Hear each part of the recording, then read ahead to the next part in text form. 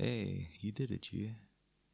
How was your first and hopefully last nap and grab? They're unharmed and in one piece, I see. I gather from the cursing and yelling that you didn't gag them before you put the bag over their head. God forbid we have to do this again, but if we do, we should invest in some gags and some sort of knockout gas. Make a note of that. Alright. I get that this is very shocking for you, but I'd really appreciate it if you could calm down with the insults. Criminals have feelings too. Believe me, I have nothing against you personally, and we're gonna try and make this as painless as... You're not the governor's kid. Gaikamo, this is not the governor's kid we were trying to ransom. What the fuck is this? Excuse me a second, doll. This is the picture I showed you from last week's newspaper. Look at it next to the civilian you've got tangled up in our business. They look nothing alike. How did you possibly mix them up? But what's the point of us giving you a health plan, including vision, if you're not going to use it? You're taking the day off and you're going to the optometrist, the boss's orders, before your nearsightedness gets you and me killed. Alright.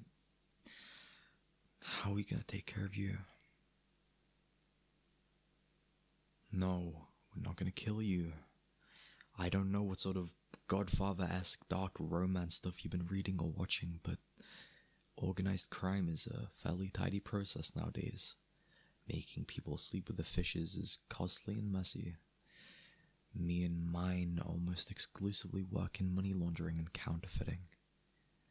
This, admittedly, is a bit of a special case. See, our governor, running for re-election based on his staunch Christian family values.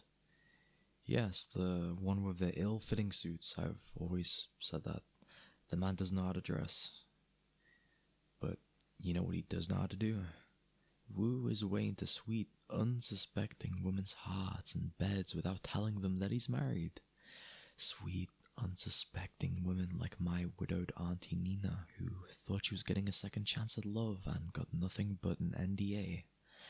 And a frankly insulting amount of hush money. I fucking know, right? So you see why this is a special case.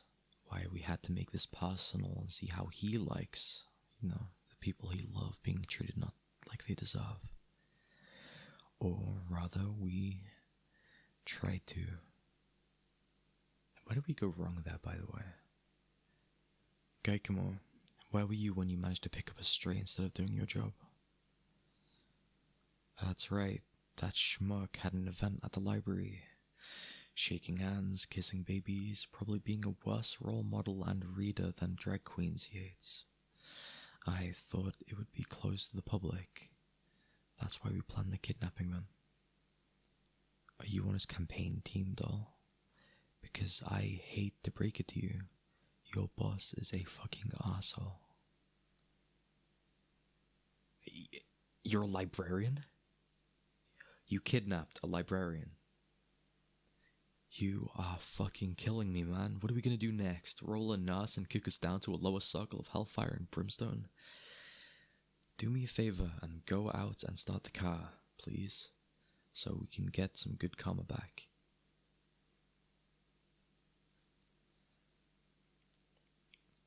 Sorry about this. Let's get you untied out of this stinking warehouse and back home.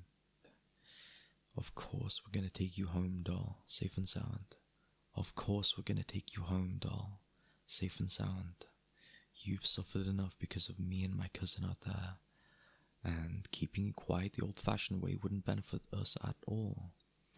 Like I said, I like my crimes like my money, untraceable and unbloodied. Hand to God. Besides, I'm a mobster, not a monster.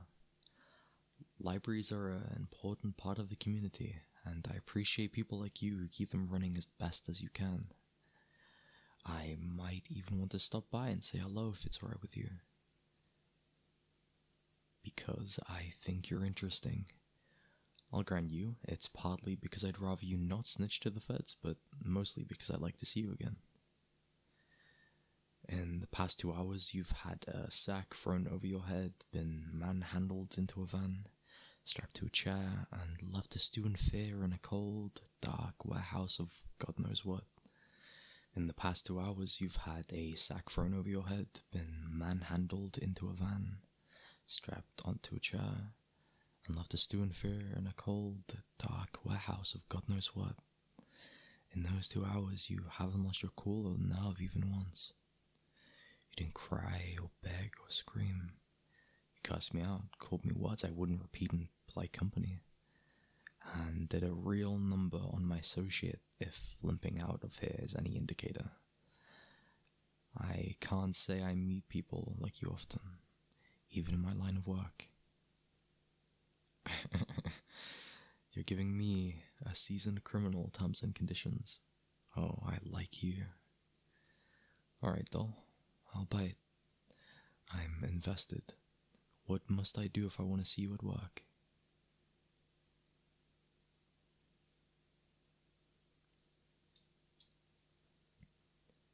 No more illegal activities in library grounds. That's a fair enough ask. What's the second thing? Oh, it goes without saying that I'll be driving you home. I love G, I do, but I wouldn't trust him to navigate us out of a paper bag at this point. Alright, let's get going.